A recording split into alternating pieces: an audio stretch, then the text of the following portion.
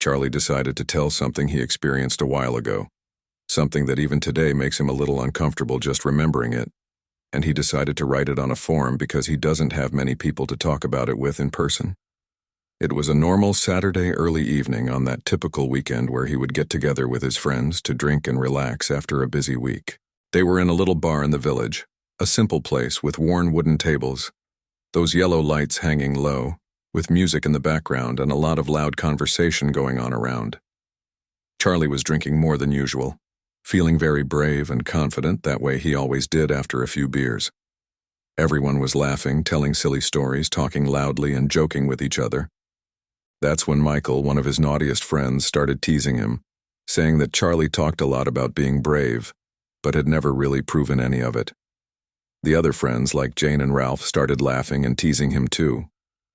Charlie, a little drunk and wanting to prove something, soon asked what the challenge was. Michael pointed to the path that led to the old abandoned cemetery that was right on the edge of the village, near the forest. At that moment, the mood of the group changed. Everyone knew what Michael was talking about. It was a cemetery that had been abandoned for decades, and the people of the village didn't even like to go near it, especially after dark. There was a specific grave there, belonging to Elliot Roberts, a guy who had lived in the village for over 100 years. Everyone knew the story of this Elliot.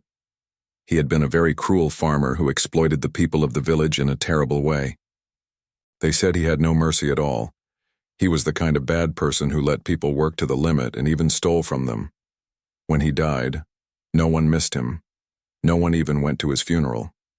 But soon after his death, strange stories began to emerge, reports of people saying that bad things happened to those who dared to get too close to his grave.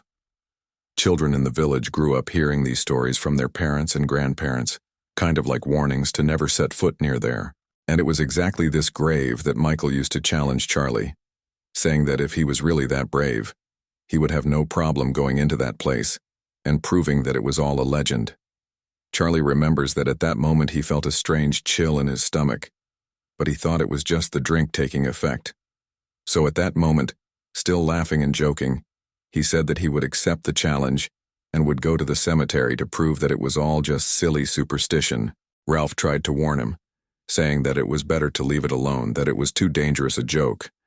But Charlie, already decided, and wanting to maintain that image of courage, ignored the warning, stood up determinedly, paid the bill, and asked Ralph to go with him to the cemetery. He remembers that at that moment he found it all funny, as if it were just another joke. Little did he know how much that Charlie left the bar still laughing, stumbling a little because of the drink and with that exaggerated confidence that alcohol always gave him. Ralph followed him, but it was clear that he didn't want to go. He was insecure and tense, walking slower while Charlie led the way.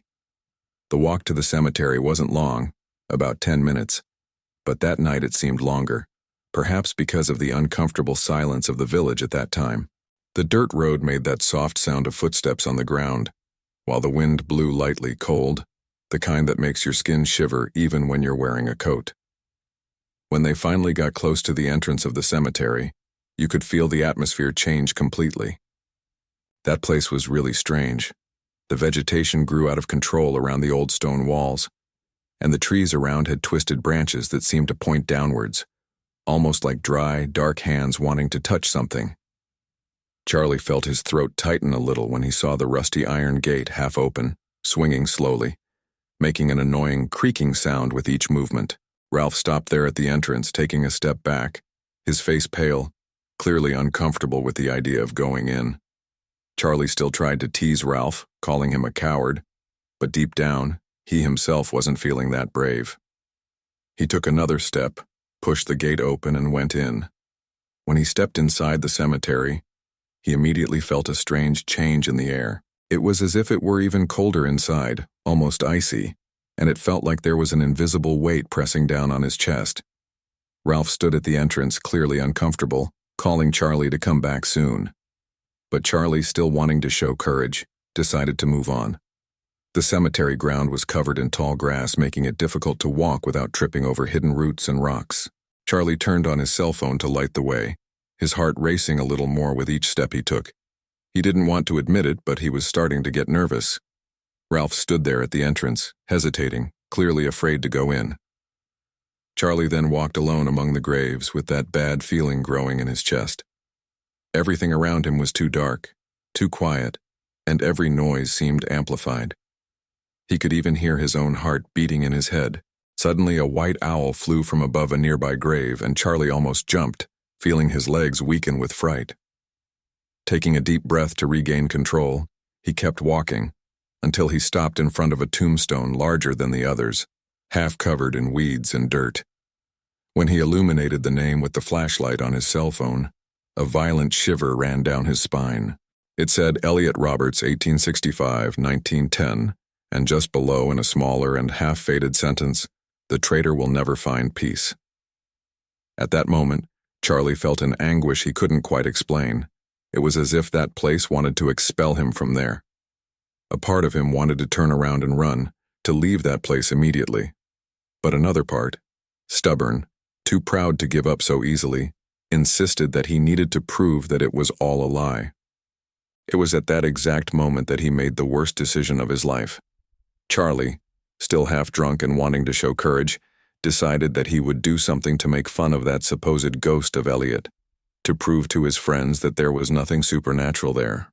So, in an impulsive act that to this day he can't quite explain the reason for, Charlie unbuttoned his pants and started urinating directly on that grave. At that moment, he had no idea how much this disrespectful attitude would change everything in his life.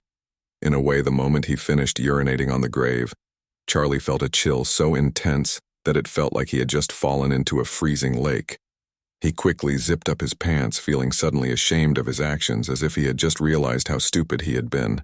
Still a little dizzy and confused, he quickly turned around to go back to where Ralph was waiting for him, already wanting to get out of there as quickly as possible.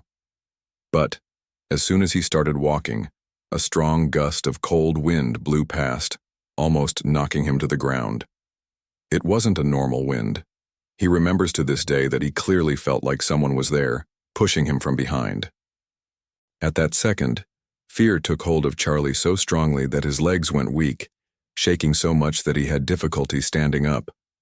Ralph was already calling him from the entrance of the cemetery, asking why he was taking so long, worried about the situation.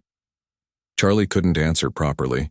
He tried to speak, but the words seemed to get stuck in his throat, as if something was stopping him from screaming or asking for help. When he finally managed to take a few steps towards his friend, he heard a strange noise coming directly from the grave behind him, as if someone was pounding hard on the ground.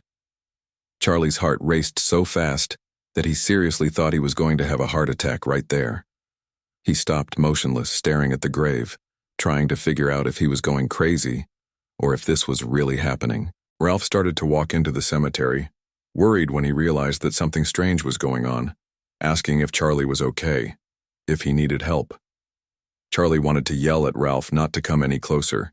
He wanted to warn him that something was very wrong there, but his voice simply wouldn't come out. He felt completely suffocated, as if something was squeezing his neck, preventing him from breathing properly. Suddenly, a dry crack echoed clearly in the silent night, like the sound of wood breaking. When Charlie looked down, he almost fell backwards when he realized that Elliot's gravestone had a huge crack running from top to bottom. It was exactly at that moment that Charlie felt as if someone was behind him, very close, breathing directly on the back of his neck. It was a cold, heavy breath, almost whispering something incomprehensible in his ear. Fear turned into pure despair, and he finally managed to regain the movement of his legs, running back towards Ralph. He didn't say anything to his friend. He just pulled him by the arm, and they both ran away from that place. During the journey back to the village, he could barely look back, because he clearly felt that something was following them, watching every step. Even when they got close to the bar where Michael and Jane were waiting, Charlie was still shaking badly, unable to explain what he had seen or felt in that cemetery. He was terrified, but not just because of what had happened. What scared Charlie most was that deep feeling that he had awakened something he didn't know how to control. For the first time in his life, he was truly afraid, the kind of fear that makes you lose sleep, feel anxious, and feel like something really bad is yet to come. At that moment, he realized he had crossed some invisible boundary, and the worst thing of all was not knowing how to go back. The moment he finished urinating on the grave, Charlie felt a chill so intense that it felt like he had just fallen into a freezing lake. He quickly zipped up his pants, feeling suddenly ashamed of his actions, as if he had just realized how stupid he had been. Still a little dizzy and confused, he quickly turned around to go back to where Ralph was waiting for him, already wanting to get out of there as quickly as possible. But, as soon as he started walking, a strong gust of cold wind blew past, almost knocking him to the ground. It wasn't a normal wind. He remembers to this day that he clearly felt like someone was there, pushing him from behind. At that second, fear took hold of Charlie so strongly that his legs went weak, shaking so much that he had difficulty standing up. Ralph was already calling him from the entrance of the cemetery, asking why he was taking so long, worried about the situation. Charlie couldn't answer properly. He tried to speak, but the words seemed to get stuck in his throat, as if something was stopping him from screaming or asking for help. When he finally managed to take a few steps towards his friend, he heard a strange noise coming directly from the grave behind him, as if someone was pounding hard on the ground. Charlie's heart raced so fast that he seriously thought he was going to have a heart attack right there. He stopped motionless, staring at the grave, trying to figure out if he was going crazy or if this was really happening. Ralph started to walk into the cemetery, worried when he realized that something strange was going on, asking if Charlie was okay, if he needed help. Charlie wanted to yell at Ralph not to come any closer. He wanted to warn him that something was very wrong there, but his voice simply wouldn't come out. He felt completely suffocated, as if something was squeezing his neck, preventing him from breathing properly. Suddenly, a dry crack echoed clearly in the silent night, like the sound of wood breaking. When Charlie looked down, he almost fell backwards when he realized that Elliot's gravestone had a huge crack running from top to bottom. It was exactly at that moment that Charlie felt as if someone was behind him, very close, breathing directly on the back of his neck. It was a cold, heavy breath, almost whispering something incomprehensible in his ear. Fear turned into pure despair, and he finally managed to regain the movement of his legs, running back towards Ralph. He didn't say anything to his friend. He just pulled him by the arm, and they both ran away from that place. During the journey back to the village, he could barely look back, because he clearly felt that something was following them, watching every step. Even when they got close to the bar where Michael and Jane were waiting, Charlie was still shaking badly, unable to explain what he had seen or felt in that cemetery. He was terrified, but not just because of what had happened. What scared Charlie most was that deep feeling that he had awakened something he didn't know how to control. For the first time in his life, he was truly afraid, the kind of fear that makes you lose sleep, feel anxious, and feel like something really bad is yet to come. At that moment, he realized he had crossed some invisible boundary, and the worst thing of all was not knowing how to go back. Charlie waited anxiously until he heard Ralph knock on the door, about 20 minutes later. Ralph walked in with a startled expression, his eyes wide, clearly worried about what Charlie had said on the phone. Right away, Ralph noticed that his friend was different. Charlie looked extremely shaken. His face was pale, his hands were shaking, and he kept looking down the hallway in a paranoid manner, as if he was expecting something to appear at any moment. Sitting on the small sofa in the living room, Charlie began to tell Ralph everything in detail, speaking in a low, shaky voice, still trying to understand exactly what was happening to him. He explained that since he returned from the cemetery, he felt that something was constantly watching him, that he felt a strange cold around him, and he reported exactly what had happened in the room minutes before. Ralph listened quietly, his gaze growing more and more tense, not knowing exactly what to say or how to help, but trying not to show too much fear. As Charlie spoke, Ralph became visibly uncomfortable, looking away into the dark hallway a few times as if he too felt that uncomfortable presence Charlie mentioned. The silence that followed was disturbing, because they both knew that it couldn't just be imagination or coincidence. With no other option, Ralph suggested that perhaps they look for someone who understood these things, someone who had experience dealing with these kinds of strange situations. At first, Charlie resisted. He thought it was a bit absurd to seek help from this guy, but with each passing minute, the idea seemed more acceptable. Ralph ended up mentioning Sophia Mitchell, a young woman known in the village for having some kind of connection with spiritual matters. It was no secret to anyone that Sophia's grandmother was a kind of healer, a lady who, in her time, helped people with spiritual problems, performing prayers and small rituals. Even though Charlie didn't really like the idea, after all, he always thought these things were ridiculous, he was so desperate that he agreed without hesitation. The two left the house almost immediately, without wasting any time, as Charlie was afraid that if they took too long, that bad feeling might come back. They walked quickly to Sophia's house, who lived in a more remote area of the village, very close to the entrance to a small dense forest. When they got there, it was still dawn, and Charlie felt again that cold sensation he had felt in the cemetery, as if something invisible was following them. Sophia greeted them with a serious look, as if she had already expected something like this to happen. Charlie quickly realized that she didn't look surprised, as if she had seen something like this before. He told her the whole situation, this time in even more detail, trying not to hide anything, even the details that seemed too crazy to believe. Sophia listened attentively, nodding every now and then, but always serious. After hearing everything, she confirmed what Charlie already suspected. By desecrating the grave, he had in fact awakened something old and full of resentment. That grave was not just an ordinary tombstone. It was a kind of spiritual seal that kept something trapped, something dark that had been attached to the grave since Elliot's death. Charlie froze when he heard this, because now it was too real to deny.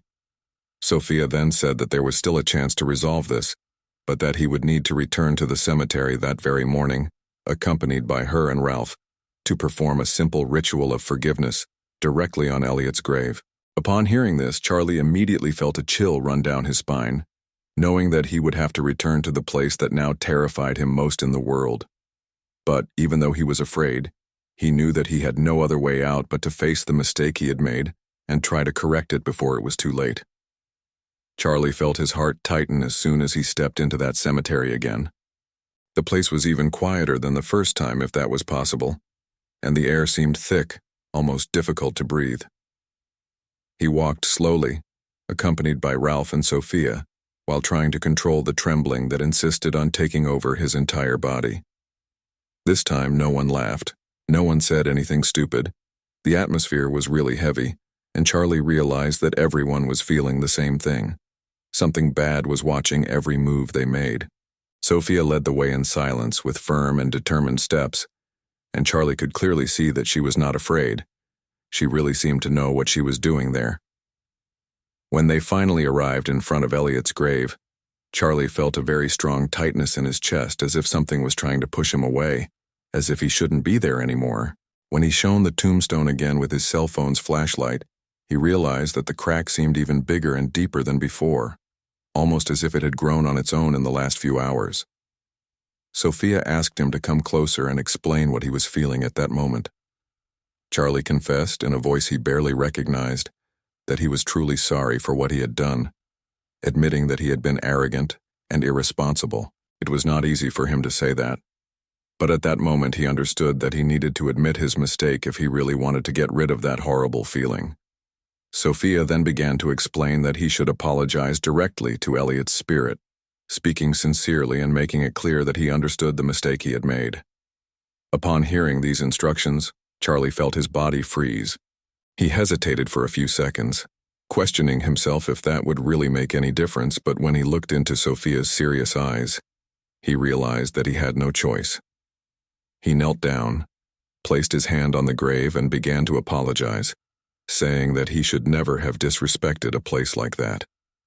As he spoke, Charlie clearly felt something very strange around him, as if the air was becoming increasingly heavy and suffocating. Even so, he kept asking for forgiveness, remembering that all his life he had thought he was unbeatable, untouchable, but that at that moment he clearly realized how wrong he was. Suddenly, a very strong gust of wind blew past them, making the leaves fly and the sound of the trees mix into a frightening noise. Charlie felt as if something had pulled him down, like an invisible hand pressing on his chest. He couldn't breathe properly. He felt like he was almost losing consciousness, but he still kept insisting on asking for forgiveness, on repeating that he had learned his lesson. Little by little, that weight began to diminish, as if the words he was saying were really pushing away that presence that seemed so strong. He realized at that moment that the fight was not exactly against that spirit, but against his own arrogance. As he continued to ask for forgiveness, he felt a growing lightness take over his body, and the pressure in his chest gradually diminished, until it almost disappeared. Sophia and Ralph watched attentively, clearly relieved to realize that something was changing in that moment. Charlie continued to apologize until finally he felt a strange sense of peace come over him, something he had not felt since everything began. Slowly he managed to get up, feeling that in some inexplicable way he had faced his greatest fear there, in that moment. Sophia confirmed that the worst seemed to be over, and that he had managed, at least for that moment, to overcome what he had caused. Charlie did not know if the forgiveness had actually come from Elliot's spirit, but he felt, inside himself, a calm that he had not felt before, as if that act of humility had freed him from something much deeper. From that moment on, he knew that his life would never be the same again, as he finally understood that his arrogance had real consequences, and that respecting the things he didn't understand was much more important than he ever imagined. When they left the cemetery that morning, Charlie walked slowly, feeling a mixture of relief and exhaustion that he had never felt before. The body was weak, as if it had participated in a real fight, a physical one, and not just a spiritual or mental situation. Sophia was in front, calm and confident, and Ralph walked beside Charlie, clearly still shaken by everything they had just experienced. Charlie couldn't stop thinking about how surreal it all seemed, but at the same time, he knew it had really happened. He had seen and felt things he would never have believed if someone had simply told him. At that moment, as they walked along the dirt road already returning home, he clearly felt that he had changed deeply inside. It wasn't just the fear that was gone. It was as if something inside him had been ripped out, something heavy that he had been carrying for a long time without even realizing it. Looking at Sophia walking calmly beside him, he realized he needed to say something, but he had trouble finding the right words. He had never been the type of person to say thank you or admit mistakes, especially in front of his friends, so this was really hard for him. Even so, Charlie gathered courage and said, somewhat awkwardly, that he was very grateful for everything Sophia had done that night, recognizing that without her, he probably wouldn't have been able to resolve that situation alone. Sophia gave a small, discreet but sincere smile and said that the most important thing was that he had learned something from it. As she spoke, Charlie realized that that early morning had completely changed his outlook on many things. He began to remember how he had always acted before that night, always wanting to prove something to people, always trying to appear superior or braver. But now, for the first time, he saw clearly how immature and dangerous this behavior had been. Ralph also spoke little along the way, but at one point he commented that he had been very scared by everything that had happened. Charlie realized how much Ralph really cared for him. He realized that he had been unfair to his friend, ignoring the advice that Ralph always gave. He felt guilty for having dragged Ralph into this situation, for having been selfish enough not to listen when he tried to warn him back at the bar. As they walked, Sophia began to explain that what they had done there in the cemetery had not been just any ritual. It was something that required real sincerity to work. If Charlie hadn't truly repented, none of it would have worked, and things could have ended much worse. Charlie listened attentively, still a little impressed by everything Sophia said. Despite the difficulty in fully believing those explanations, he couldn't deny that he had felt all of that in a very real way. As they approached the first houses in the village close to dawn, Charlie felt a huge relief when he realized that the bad feeling of being chased had completely disappeared. The weight he had felt since the first moment he entered that cemetery, that first night, had finally disappeared. For the first time in days, he could breathe deeply without feeling that tightness in his chest. Even though he was tired and exhausted physically and emotionally, Charlie felt immense gratitude for being alive and for having managed to face it all, even though he could barely explain exactly what had happened. At that moment, he understood that he had learned a great lesson, something that he would carry with him for the rest of his life. He finally realized that strength had nothing to do with pushing limits or being reckless, but rather with being humble and acknowledging your own weaknesses and mistakes. And that, he leaves that morning, as soon as he got home, Charlie felt completely exhausted, not only physically but emotionally as well. All he wanted to do was sleep, try to forget all that madness for a while. But as soon as he lay down in bed, even though the weight of that dark presence was no longer there, his mind was still racing, going over every detail of what had happened. He wondered how he would explain it to his other friends, especially Michael and Jane, who had been waiting for news. He also thought about what he would say to other people in the village if someone asked him why he seemed so down. Charlie wasn't the kind of guy who liked to talk about feelings, so admitting that he had made a mistake and that he had been scared wouldn't be easy. Still, something inside him told him that he needed to tell everything somehow, not only to ease the guilt he still felt, but perhaps to help other people who might think of acting like he had that night. When he woke up a few hours later, he realized that he had slept soundly, without nightmares for the first time since the confusion began. This feeling of relief and security was something completely new to him, something that seemed almost unbelievable after the previous nights. When he got up, he walked around the house slowly, looking carefully at every corner, still a little suspicious, as if he were expecting to see something strange happen at any moment. But there was nothing left, no bad feeling, not even that chilling cold. Everything seemed to have finally returned to normal. Even so, Charlie could not completely forget what had happened, especially the image of the cracked grave and the dark voice he had heard whispering in his ear. He knew that it would be forever etched in his memory, no matter how hard he tried to ignore it. Later that day, he decided to meet his friends again. He wanted to see how they were doing after all that, especially Ralph. When he arrived at the bar, Charlie immediately realized that the group's dynamics had changed a little after the experience he had lived. Michael and Jane were quiet, serious, waiting for him to say something, perhaps even regretting having put him in that situation. Charlie decided to tell them what had happened, not going into too much detail so as not to scare everyone, but making it clear that it had all been real and serious. He realized that for the first time no one was laughing or joking with him. At that moment he felt sincere gratitude for having friends like Ralph, who had been by his side when he needed them most, and even Michael and Jane, who despite having provoked the whole situation, were now clearly concerned about him. Charlie admitted to them that he had learned an important lesson about respect, humility, and most importantly, about admitting his mistakes and the consequences of his actions. His friends simply nodded, understanding how much that had been a defining moment for him. That meeting ended early that day. Charlie didn't want to drink. He preferred to just have water, something he had never done before. His friends noticed, but no one commented on it, as if everyone there understood perfectly that something very profound had happened to him that morning. When he returned home that night, Charlie was still reflecting on everything he had experienced. He realized that he was no longer the same guy who had entered that cemetery just a few hours ago. It was as if he had lost that childish need to prove something to others. He felt that in some way, he had grown up. It was strange to admit, but that frightening experience had made him realize that there were limits that should never be crossed. Most importantly, Charlie clearly realized for the first time that true courage was very different from the reckless attitude he had had until then. This new perception gave him a sense of peace that he had never experienced before. Although it had been one of the most frightening experiences of his life, he now understood that it had been essential to finally growing up.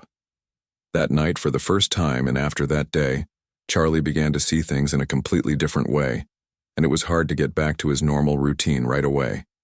It took him a long time to forget the details of that night. It wasn't exactly fear that he felt now, but a kind of constant alertness, as if he had finally realized that certain things were not a joke, and that his actions really did have very real consequences. Something inside him had changed deeply. He no longer found it funny to push boundaries just to prove something to others. Charlie also realized that that experience had made him rethink a lot about his attitudes towards the people around him. Before, he had always been the guy who teased, who made fun when someone showed fear or vulnerability. Now it seemed like he understood much better how dangerous and painful these things could be. In the weeks that followed, his friends noticed that he was quieter, less willing to joke around the way he used to. Charlie caught himself watching Ralph several times, remembering how his friend had stayed by his side even in the scariest moments of that night. He realized how unfair he had been to Ralph in the past, not valuing the true friendship he had always had there close to him.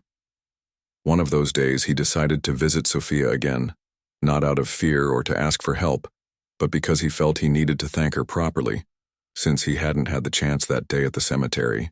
When he arrived at her house, Charlie felt a little of that nervousness he had felt before, not because of some spirit or anything like that, but because he felt truly grateful and didn't know exactly how to express it. Sophia welcomed him with a light smile, as if she already knew he would return at some point. They talked a lot, and Charlie was surprised to realize how much that young woman knew about things he had always thought were nonsense or superstitious. At the same time, the conversation with Sophia made it clear to him how much he still needed to learn about humility and respect for what he couldn't understand. She calmly explained that the forgiveness he sought that night was not only to satisfy Elliot's spirit, but mainly to free himself from the guilt and arrogance he had carried for years without realizing it. As he left that day, Charlie felt lighter than ever, realizing that he had finally made peace with himself. He knew that it had been more than just a lesson. It had truly changed the way he saw the world. From that moment on, Charlie began to act differently with his friends and even with other people in the village, something that everyone clearly noticed. His transformation was not superficial. It was not something he did to impress others. It was a real, profound change that came from the true understanding of how much he had made mistakes and how much he needed to correct those mistakes every day, in every little action. Even Michael and Jane, who used to tease Charlie a lot, now respected him much more, seeing clearly that that experience had made him a more serious and conscientious person. Although Charlie knew that that terrifying dawn would never completely leave his memory, he also understood now that that constant reminder was necessary to keep him on the right path, always remembering that every action has consequences, and that true courage has nothing to do with being reckless. And more than ever, he knew that he had finally learned what it meant to be humble and to value true friendship. That frightening experience, in the end, was the best thing that could have happened in his life. Today, Charlie decided to share this experience here on the forum because he believes that perhaps someone is going through something similar, making the same mistakes he made, and who knows, they might be able to avoid going through the same suffering. It's been a while since that early morning, but he still feels that experience alive inside him, as if it happened yesterday. He is no longer afraid of that place or that tomb or what happened there. The fear he feels now is different, a healthy fear of going back to being the arrogant and reckless guy he used to be. He continues to live in the same village, interacting with the same people, but now it is as if he has finally opened his eyes to what really matters in life. Charlie realized that the experience taught him much more about himself than it did about ghosts or hauntings. Every time he passes by that old cemetery, you feel an immense respect for what he experienced, knowing that he crossed a dangerous line, but that he managed to come back, thanks to the support of his friends and, mainly, to the courage he found within himself at that decisive moment.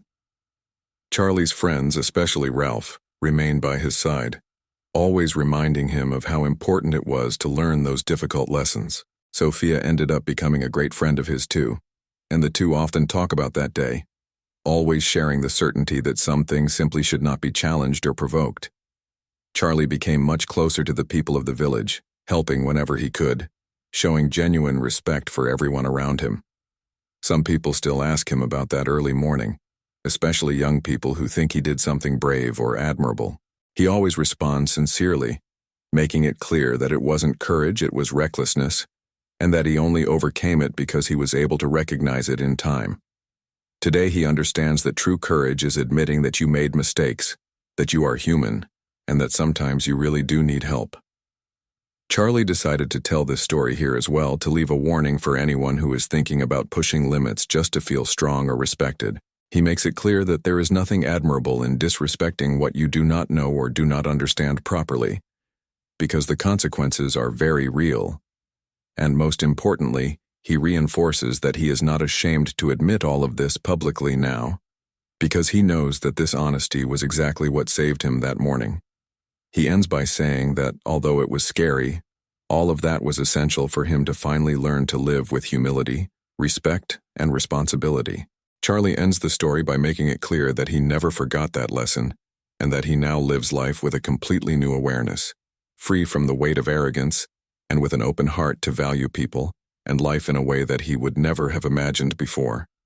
In the end, he believes that experience was what he needed to finally become a better person, something he now deeply values every day of his life.